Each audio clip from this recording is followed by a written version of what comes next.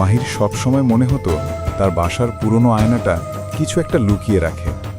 আয়নাটায় তাকালেই তার মনে হতো প্রতিচ্ছবিটা যেন 1 সেকেন্ড দেরিতে নড়ে। এক রাতে লাইট চলে গেলে সে ফোনের টর্চ জেলে আয়নার দিকে তাকালো।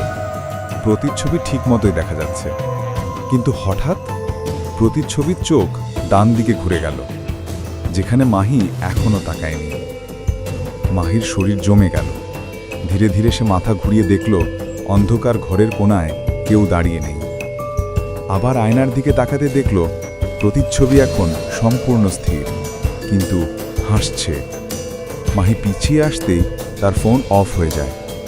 অন্ধকারে শুধু এক শব্দ, আয়নার ভেতর থেকে কাঁচের নখ ঘষার শব্দ। ঘর।